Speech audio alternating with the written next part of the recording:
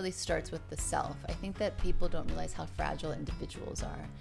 Most relationships, where it starts, where the breakdown begins, is that, well, we talked about ego many times, but also I think that people are not aware of the stories in their own head and the movies in their own head, and therefore they can't articulate when something upsets them or hurts them, or how they feel about a challenge, or maybe they feel that it's their fault but they don't want to admit it, right? There's all these unsaid things.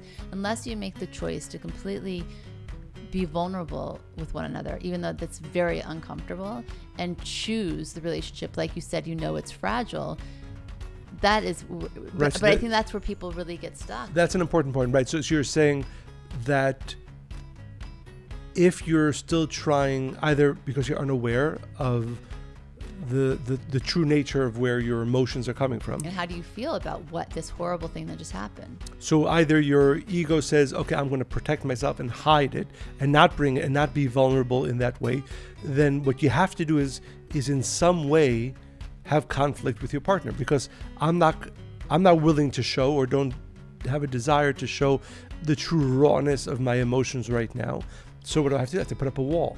So in one way or another, that's going to manifest as friction in their relationship. So the challenge is, right, then this really segues into the other topic I want to talk about, which is how do you handle conflict? I have a chapter in my book called Spiritual Sparring. I think fighting is very healthy. I think conflict is very healthy because, first of all, then you know that both people care in the relationship. We're both alive. We're both passionate about something. We have opinions.